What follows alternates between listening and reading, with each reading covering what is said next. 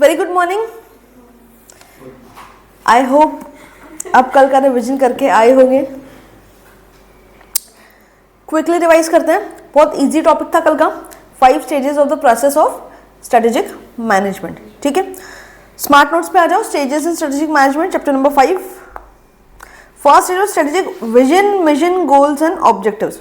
सबसे पहले हमने देखा था, सबसे पहले हम लोग विजन मिशन बनाते हैं, गोल्स एंड ऑब्जेक्टिव्स बनाते हैं। यहाँ पे इस पॉइंट में आपको एक्सप्लेन करना होगा what is mission, what is vision, what is goals and what is objectives. ठीक है, चैप्टर नंबर 1 में ये टॉपिक्स हमने पूरे के पूरे इन डिटेल में पढ़े थे, याद है ना? ठीक है, चलो। Vision describes management aspiration for the organisations and highlights particular direction, strategic path. इसमें आप वो भी लिख सकते हो, vision is the blueprint of the future, companies future, इस टाइप से। ऐसे वर्ड टू वर्ड ये लिखना जरूरी नहीं है, जो चीज़ हमने चैप्टर नंबर 1 में पढ़ी है उससे रिलेटेड भी आप यहाँ पे लिख सकते हो। Mission statement is important because both external stakeholder and other managers in the organizations needs to be clear about what the organization is seeking to achieve in broad terms, how is it expected to do so। इसमें वो भी लिख सकते हो कि vision कौन सा question answer करता है, where do you want to go, mission कौन सा क्वेश्चन आंसर करता है कि what business are we exactly in। Corporate goals and objectives flow from vision and growth ambition of the firm. Basically they represent the quantum of growth the firm seeks to achieve in the given time. Managerial purpose of setting objectives to convert strategic vision into specific performance target। हमारे vision और mission को ही हम लोग convert करते हैं किसमें, goals और objectives में। क्लियर। स्टेज नंबर 2 पे आ जाओ, एनवायरमेंटल ऑर्गेनाइजेशन एनालिसिस। इसमें हमने देखे थे एनवायरमेंटल एनालिसिस मतलब कि ये एक्सटर्नल फैक्टर्स के एनालिसिस की बात कर रहे हैं, ऑर्गेनाइजेशनल एनालिसिस मतलब कि इंटरनल फैक्टर्स के एनालिसिस की बात कर रहे हैं। ठीक है, एक्सटर्नल एनवायरमेंट में हो सकता है economic environment, social environment, technological, market and बहुत सारे अदर फोर्सेस। इन सब का एनालिसिस करके ultimately you come to know कि आपके बिजनेस के लिए अपॉर्चुनिटीज क्या क्या है और थ्रेट्स क्या क्या है इन द मार्केट। ठीक है, इंटरनल यानी कि ऑर्गेनाइजेशन एनालिसिस में आपको ये देखना होगा कि आपके फाइनेंशियल रिसोर्सेज कितने हैं, टेक्नोलॉजिकल रिसोर्सेज कितने हैं, आपकी प्रोडक्टिव कैपेसिटी कैसी है, मार्केटिंग डिस्ट्रीब्यूशन इफेक्टिवनेस कैसी है, आपकी कंपिटेंसीज कैसी है। इन सब चीज़ों का एनालिसिस करके you would come to know कि आपकी स्ट्रेंथ और आपकी वीकनेस क्या है। अल्टीमेटली ये स्वॉट एनालिसिस की बात कर रहे हैं, strength, weakness, opportunities and threat. Based on these analysis आप स्वॉट का एक टेबल बनाओगे जहां पे आपकी स्ट्रेंथ, वीकनेस, अपॉर्चुनिटीज और थ्रेट्स लिखी होगी। Use your strengths in such a way to grab the opportunity in the market and avoid the threats in the market. ठीक है, this would provide a framework for SWOT analysis. This would reveal organizational strength and weakness which would be matched with the threats and opportunities in the external environment. Clear with it? Next is formulation of strategy. तो हमने vision mission बना लिया, हमने SWOT analysis कर लिया।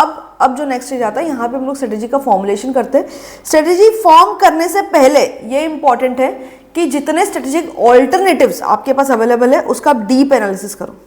Deep analysis of various strategic alternatives for the purpose of choosing the most appropriate alternative which will serve as a strategy for the firm। जितने strategic option आपके पास है जो आपको लग रहा है कि आपके लिए शायद यूजेबल हो सकते हैं, सारे के सारे strategic alternatives को deep analysis करके फिर एक strategy select करो, because strategy selection पे ultimately कंपनी का पूरा की पूरा फ्यूचर डिपेंड करता है। कई सारे स्ट्रेटेजिक ऑप्शंस हो सकते हैं जो हमने चैप्टर नंबर 4 में ऑलरेडी पढ़ चुके हैं। Stability strategy, expansion strategy, retrenchment strategy, ये सब हम पढ़ चुके हैं। एंड अ कंपनी में also follow combination of this alternatives called combination strategy. ये 4 स्ट्रेटेजिक ऑप्शन हमने चैप्टर नंबर 4 में ऑलरेडी डिस्कस कर चुके हैं। Next is implementation of strategy. Implementation of strategy सबसे डिफिकल्ट स्टेज और सबसे ज्यादा टाइम कंज्यूमिंग स्टेज। अभी तक के जो तीनों स्टेजेस है ये सिर्फ आप एक मीटिंग में डिस्कशन में कर सकते हो। Implementation actually on the ground होता है और बहुत सारी अलग अलग डिफिकल्टीज आप इम्प्लीमेंटेशन के टाइम पे फेस कर सकते हो। So your managers have to be really capable. Implementation execution of the operation oriented activity. Obviously strategy बन चुकी है, अब खाली इंप्लीमेंट करना है, तो ये ऑपरेशन ओरिएंटेड एक्टिविटी है। मतलब कि इसमें डिसीजन मेकिंग बहुत ज्यादा नहीं होता, जो डिसीजन ऑलरेडी बन चुके हैं उसको आपको खाली इंप्लीमेंट करना होता है। They are aimed at shaping the performance of the core business activity in a strategy supportive manner. It is the most demanding and time consuming part of strategic management process. In most situations, strategy execution process includes the following principal aspects. ये हमने पढ़े थे, इस पे question भी बन सकता है कि what principal aspects are included in the strategy implementation process. ठीक है, इसमें क्या क्या देखे थे हमने कि बजट्स डेवलप होते हैं, इसको ये जो पॉइंट्स हैं ये स्मार्ट नोट्स में शॉर्ट में दिए हुए हैं, इसको आप चाहो तो अगर क्वेश्चन ज़्यादा मार्क्स के लिए आता है तो आप इसको एक्सप्लेन भी कर सकते हो. वी डेवलप बजट, ठीक है, अलग अलग ऑर्गेनाइजेशनल एक्टिविटी के लिए, इंप्लीमेंटेशन की एक्टिविटी के लिए कितना बजट एलोकेट करना है उस पर आपको बहुत सोच समझ कर डिसीजन लेने होता है. So you develop a budget, staff the organisation with the required calibre of people, मतलब जिस कैलिबर के लोगों की एक्चुअली जरूरत है और जो स्किल्स डेवलपमेंट की जरूरत है, आपकी टीम को स्किल डेवलपमेंट की अपॉर्चुनिटी दो. और जो हाईली क्वालिफाइड लोग हैं, हाईली क्वालिफाइड मैनेजर जो इंप्लीमेंटेशन के लिए केपेबल है, उनको आप हायर करो. So you need to staff the organisation accordingly. Use the best known practices for implementation of the strategy that are used in the industry. To perform the core business activity, you need to motivate the people and you need to create a good work culture. ये short में points दिए, आपकी book में ज़्यादा detail में दिए, ठीक है. इतना भी अगर आपको याद रहेगा तो उसको एक्सप्लेन आप अपने मन से कर पाओगे. आपको क्या करना है, बजट डेवलप करना है. You need to staff the organisation, you need to use the best known practices in the industry for implementation. You need to motivate your people and create a good work culture.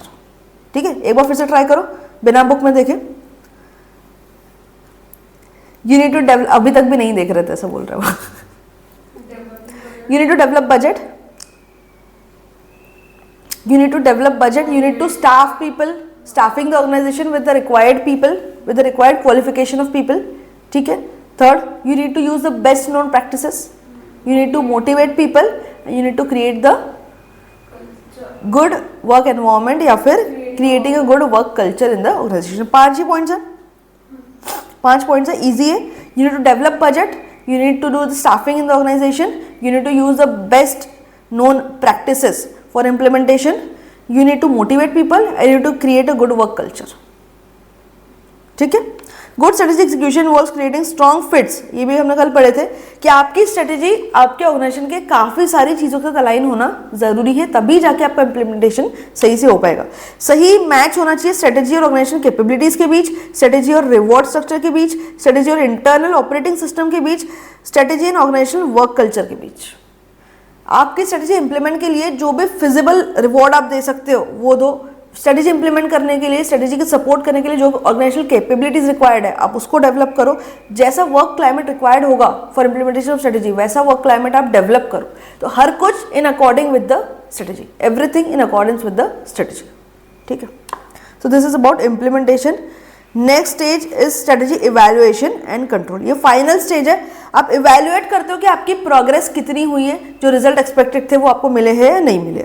Final stage of strategic management process, evaluation of companies progress, assessing the impact of new external development. अब इसमें ये भी जरूरी है, हमने जो strategy implement की उससे रिजल्ट मिल रहे हैं नहीं मिल रहे ये आपको देखना है. साथ साथ में एक्सटर्नल एनवायरनमेंट में जो डेवलपमेंट्स है, जो एनवायरनमेंट में चेंजेस है, उसका एनालिसिस भी आपको करना है.